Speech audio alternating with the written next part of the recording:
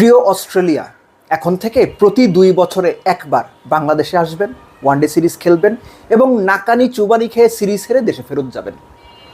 এই যে অস্ট্রেলিয়ার দম্ভ এবং দর্প চূর্ণ করে ফেভারিটের মতো অস্ট্রেলিয়াকে আউটপ্লেড করে ট্রু উইকেটে, স্পোর্টিং উইকেটে বাংলাদেশ সিরিজ জিতল, এইটা অস্ট্রেলিয়ার জন্য একদম উচিত জবাব।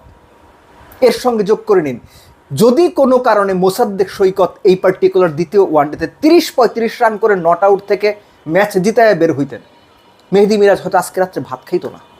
রসিকতা করে বললাম, কিন্তু ইন রিয়ালিটি তাই। এটা নিয়ে আমি পরবর্তীতে আলোচনা করব। মূল বিষয় বাংলাদেশের জয়, ভেরি ওয়েল ডান বাংলাদেশ। অস্ট্রেলিয়াকে ফেভারিটের মতো খেলে প্রথম ওয়ানডের আগের দিনের আলোচনায় বলেছিলাম বাংলাদেশ ফেভারিট, এটা আমি বিশ্বাস করি। বাংলাদেশ প্রমাণ করেছে তারা ফেভারিটের মতো খেলেছে, অস্ট্রেলিয়াকে সিরিজ হারিয়েছে, টানা 2 ম্যাচ জিতে এখন হোয়াইট ওয়াশের অপেক্ষা। বোলিং দিয়ে শুরু করি। তাসকিন টোনটা সেট করে দিচ্ছেন। আমি আগের আলোচনাতেও বলেছি তাসকিনের কথাটা অনেক সময় আমরা মনে করি না। তাসকিন এখন আর 140-এ বল করতে পারেন না, বয়স হয়েছে। তাসকিন যেটা করেন, তার যে সামর্থ্য, ইনসুইং আউটসুইং 2 দিকেই বল নিয়ে যাওয়া, শুরুতে নতুন বলে সুইং আদায় করা, এটাই তাসকিন করে যাচ্ছেন। উইকেট এনে দিচ্ছেন। 10 ম্যাচ খেললে 6 ম্যাচে তাসকিন নতুন বল উইকেট দিচ্ছেন। আর কি চান? ম্যাথু শর্ট বেচারা, তার জন্য খারাপ লাগা উচিত আমার। পরপর 2 বলে তাসকিনের একই রকম ডেলিভারিতে বোল্ড হলেন। পাকিস্তানেও সবশেষ ম্যাচে 0 মেরে এসেছেন, অর্থাৎ টানা 3 ম্যাচে 0। তাসকিনের ক্রেডিটটা আরও বাড়বে যখন আপনি দেখবেন 81-তে 6টার উইকেটের পর মিরাজের ভুল ক্যাপ্টেন্সিতে, স্বার্থপর ক্যাপ্টেন্সিতে যখন বড় একটা জুটি হয়ে গেছে, 40 ওভার পর্যন্ত আপনার লাবুশের এবং বার্টলেট দাঁড়িয়ে গেছে, তাসকিন আসলেন পরপর 2 বলে এবং দুটোই বোল্ড আউট। বার্টলেট এবং অ্যাডাম জাম্পা দুটোই ইনসুইং, দুটোতেই রিভার্স সুইংয়ের হিন্ট ছিল, রিভার্স সুইং পেয়েছেন Taskin. It was a treat to watch both of the deliveries. আপনি যদি না দেখে থাকেন, অবশ্যই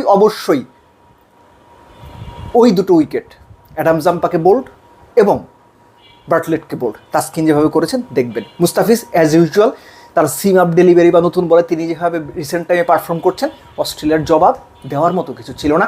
তানভীরকে আলাদা করে এখানে মেনশন দিতে হবে।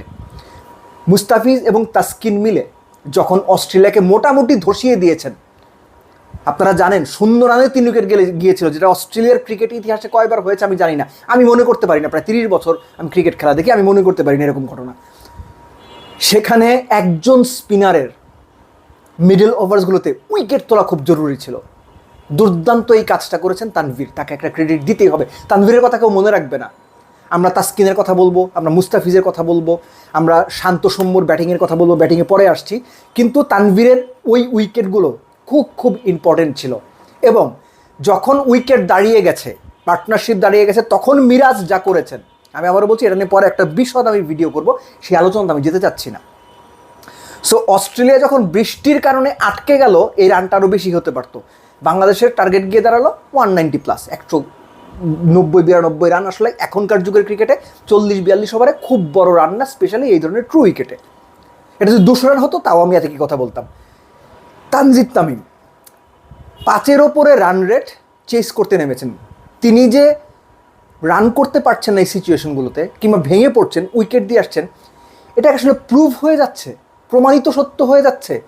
আমি খুবই ওরিড এই ব্যাপারটা নিয়ে। তানজিদ তামিমের ব্যাটিং স্কিল, তার অ্যাবিলিটি, তার সব কিছু মিলে টেম্পারমেন্ট, এগুলো নিয়ে আমার কোনো প্রশ্ন নেই। কিন্তু রান রেট চেস করার সময় যখনই 5-এর উপরে উঠে যায়, তখনই কেন তানজিদ তামিম ফেল করছেন? এটার সমাধান তানজিদ তামিমকে কোচ, ক্যাপ্টেন, টিম ম্যানেজমেন্ট যেই হোক বা যারাই হোক খুঁজে বের করতে হবে। সৌম্য যেভাবে খেলা দরকার সেভাবেই খেলেছেন। যেভাবে সৌম্য সারা জীবন নিজের উইকেট দিয়ে এসেছেন, সেভাবেই উইকেট দিয়ে এসেছেন। এর চেয়ে বেশি কোনো কিছু বলার নাই। সৌম্য নিজেই বোধহয় নিজের ওপর সবচেয়ে বেশি বিরক্ত। নাজমুল হোসেন শান্ত, ওই যে অ্যারাউন্ড দ্য উইকেট গিয়ে বল করলেই তিনি ইদার বোল্ড হন, এলবিডব্লিউ হন। আজকে পেছনে ক্যাচ দিয়েছেন, প্রথম 9 বলে 0 করেছেন, তারপরের অংশটুকু দারুণ ব্যাট করেছেন। সৌম্যর সঙ্গে আপনার কত 95 না 96 বলে যে পার্টনারশিপটা করলেন, কত 85 রানসের দুর্দান্ত পার্টনারশিপ ছিল। ওই পার্টনারশিপটাই শান্ত সৌম্য মিলে বাংলাদেশের টোন সেট করে দিয়েছেন। এর আগে 3 ম্যাচে আপনার 2 50 একটা 100 করেছিলেন Shanto. He is in very good form. কিন্তু ওই যে একই ধরনের আউট, সৌম্য ভালো খেলতে খেলতে উইকেট দিয়ে আসা, এই ঘটনা ঘটেছে। লিটন প্রবাবলি এই ম্যাচের বাংলাদেশের উইকেটগুলোর মধ্যে একমাত্র উইকেট যে বলটা দেখে আমার মনে হয়েছে আনপ্লেয়েবল বলা যায়, কিন্তু আরও একটু পিছিয়ে এসে বললে যে ব্যাটসম্যানরা আসলে কিছু করার ছিল না। ওই জায়গা থেকে বল অত শার্পলি ওপরে উঠে আসলে দুনিয়ার কোনো ব্যাটসম্যানেরই কিছু করার থাকে না। এই কারণে লিটন উইকেটটা নিয়ে আসলে কিছু বলার নেই। Liton was looking so solid, so good. Towhid Hridoy উইকেটে থাকাটা খুব প্রয়োজন ছিল তার জন্য, নিজের জন্য, দলের জন্য তো বটেই। এই যে ম্যাচ জিতিয়ে নট আউট থেকে বের হয়েছেন, ইট ওয়াজ absolutely brilliant from Towhid Hridoy. বল খেয়েছেন, কিন্তু ওই সময়টা দরকার ছিল। কেননা মিরাজ যখন উইকেটে এলেন মোসাদ্দেকের আউটের পরে, মোসাদ্দেকের আউটের কথা পরে বলছি, যখন উইকেটে এলেন তখনও প্রায় 50-এর কাছাকাছি রান বাকি, কত 46-47 রান বোধহয় বাকি। ওই সময় মোসাদ্দেকের আউটের পরে যদি তাওহিদ হৃদয় আউট হয়ে যেতেন, বাংলাদেশের জন্য খুব ট্রিকি একটা সিচুয়েশন হলেও হতে পারত। মিরাজের সঙ্গে মিলে যে তাওহিদ হৃদয় 50-এর পার্টনারশিপটা করেছেন, সেটাই আসলে বাংলাদেশকে সিরিজ জিতিয়েছে।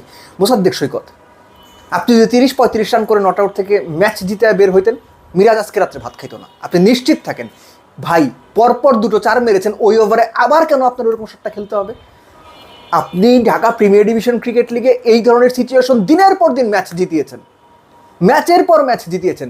আপনি নিজে বুঝতেছেন, আমি শিওর যে শটটা খেলা উচিত হয় না, ওই সময় দরকার ছিল না। আমি বুঝতাম আপনার রানের তারা আছে, 8-9 উপরে রান রেট লাগবে, 10 ওভারে 90 লাগবে, 90 বলে 120 লাগবে, আমি বুঝতাম তখন আপনি শট খেলছেন। ঠিক আছে, আপনার রান রেটের প্রেশার, চেস করার প্রেশার 4-এর নিচে, অর্থাৎ আপনার 60 বলে 40 রান করতে হবে। সেই সময় গিয়া আপনি 1 ওভারে 2 4 মারার পরে ডাউন উইকেট গিয়ে হাতে তুলে দিয়ে আসবেন লং অফে কিংবা এক্সট্রা কাভারে। এটা হয় না, এটা হয় না। Mosaddek Saikat, you miss the trick, but above everything the main trick has been played by Bangladesh cricket team. ভালো উইকেটে অস্ট্রেলিয়াকে এনে একদম নাস্তানাবুদ করে দেওয়া। এখন হোয়াইট ওয়াশের অপেক্ষা। আশা করব বাংলাদেশ তৃতীয় ওয়ানডেতে আরও শার্প, আরও লিথাল, আরও ফোকাসড হয়ে মাঠে নামবে এবং অস্ট্রেলিয়াকে হোয়াইট ওয়াশ করে তারপর T20 সিরিজেও ফেভারিটের মতো মাঠে নামবে। Very well done Bangladesh.